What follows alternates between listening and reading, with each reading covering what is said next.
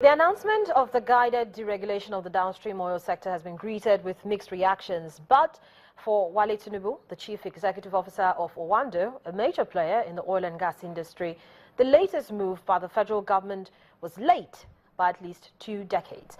Now, I spoke to him at the just concluded World Economic Forum for Africa meeting in Rwanda about what total deregulation means for the petroleum marketers, Nigerians, the government, the petroleum industry bill, and his outlook for Owando, Nigeria. What's your view of a total deregulation of the downstream sector? Now, my view hasn't changed for 20 years. I think we wasted a colossal amount of money in a bid to provide a social palliative in terms of cheap petroleum products. But all we did was destroy our own downstream industry. We don't have fully functioning refineries. We don't have a pipeline system that works efficiently. We don't have a terminal system that works. Effectively, what we did was we exported all our jobs to Europe in the oil sector, where we ship crude oil out to them in its raw form. They refine it and add value to it, and they sell it back to us at a premium. And then we redistribute it simply because we subsidize. And the issue is, as a nation, we have probably spent the equivalent of 50 new refineries since we started subsidizing petroleum products in Nigeria. We should be exporting and supplying the whole of Africa all their refined petroleum product needs. Instead, we exported our jobs abroad.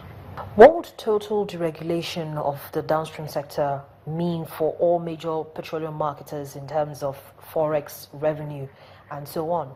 We need to understand that deregulation creates cost-reflective compensation. In other words, if you take a barrel of crude and you refine it into products and you sell it, you need to get the value back of a barrel of crude. If not, you cannot go back and buy the next barrel of crude. Our refineries need to be profitable. They need to be able to collect their costs back so they can expand their operations and they can even stay afloat. In other words, do the repairs when they need to do the repairs. And that's step one, to ensure that the NMPC can perform its statutory function of refining profitably within our environment. Next step is to encourage investment, both indigenous as well as international investment, to come in to invest in our downstream sector. We have a very, very large consumption of refined petroleum products, which requires further refining capacity to be invested in this country. And it's only going to occur if an investor knows that if I put capital down, I will get my money back one day. The fact that you never get your money back because the government has to pay the difference in the form of a subsidy is what has really decimated our downstream industry over the years. But would this encourage the construction of modular refineries? Companies must grow. So when you start as a marketing company, you start as a trading company, you sell, the next thing you want to do is vertically integrate. Okay? And you may not necessarily have the money to build one refinery yourself, but what stops 5 downstream companies from coming together, having 20% each and doing a refining project? The whole idea is to ensure that we capture better margins by using our capital in a more profitable manner. And that includes ensuring that we refine locally, because the crude that you require for the refining is here in Nigeria in abundance. What's your short to medium term outlook following full deregulation of the sector?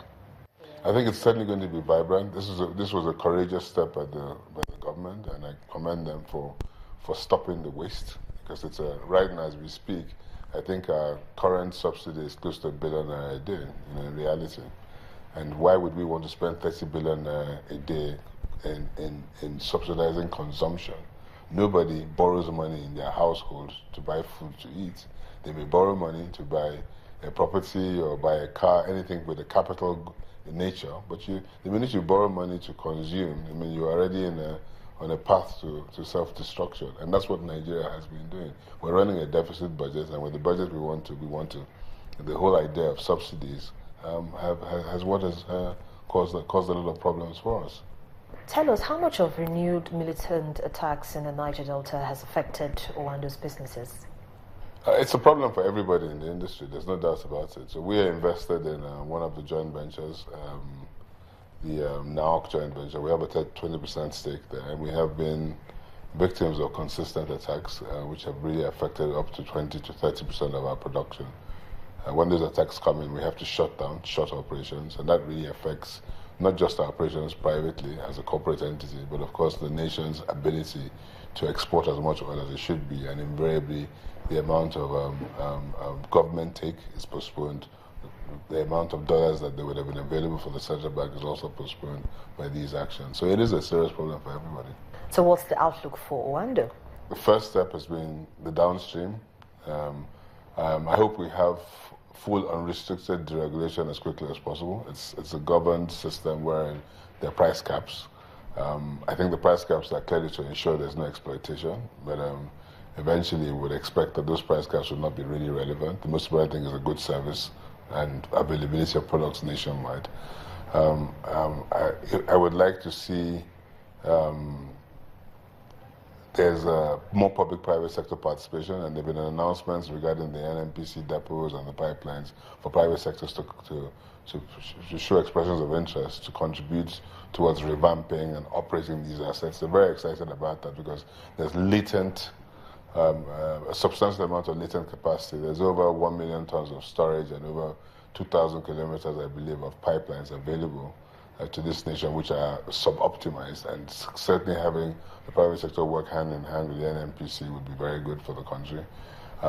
In the midstream, I expect to see us complete some of the gas pipelines to ensure that the new power plants are working. We have some pipeline initiatives where we're building out the Lagos pipeline phase 4 already as we speak. We have over 150 customers taking gas from us, and we have a pipeline initiative in Port Harcourt which we're building out as well. I think that in the upstream, we're looking forward to certainly having the joint ventures, which is the onshore production, converted into production sharing contracts, such that the government's share, which is often delayed and sometimes never paid, okay, is now taken over by a system that ensures that the private sector can fund that share, or we can actually use the production. In other words, have X percentage of the production to serve as cost oil, which will pay for the expenditure regarding the projects, and the balance of the oil we share as profit oil or after payment. Of course, we will all pay our taxes as well. But the advantage is that we will not have any delays in projects while we are waiting for the government's share to come in. Okay, we will be able to proceed in earnest to ensure that we achieve our production targets. We ought to be, from a reserve to production ratio, we should be at 4 million barrels a day. Unfortunately, we're still struggling at under 2 now, in view of the fact that Forcados is shut down, and there are some challenges in our industry. What are your views regarding the petroleum industry bill? It's quite sad. It took its time, but I think it took its time because it had too much in it for one bill, and there were always so many divergent views.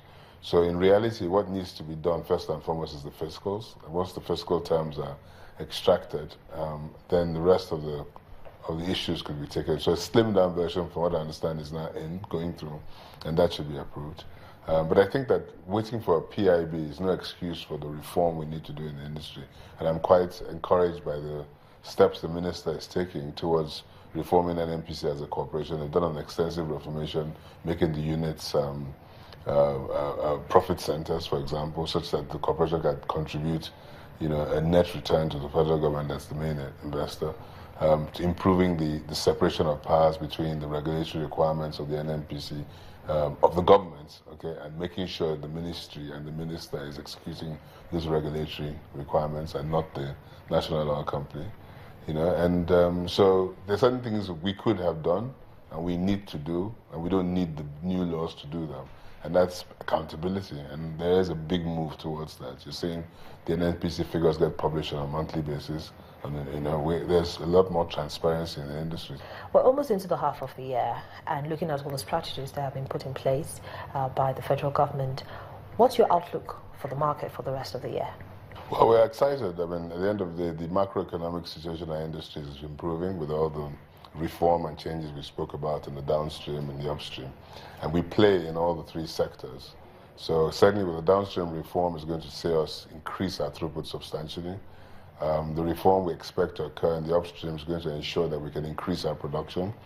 It also means that service equipment that hitherto was not capable of being deployed can now be deployed because cash calls are being paid. Clearly, we as a company we faced the same challenges other oil companies faced last year. We did take a charge on our earnings, and what we did was to focus our efforts at ensuring that we sold down our interest to raise about $250 million, which we're successfully prosecuting, and restructure our loans, which we've done. So this is certainly going to be a profitable year for us, and we're looking forward to enjoying the benefits.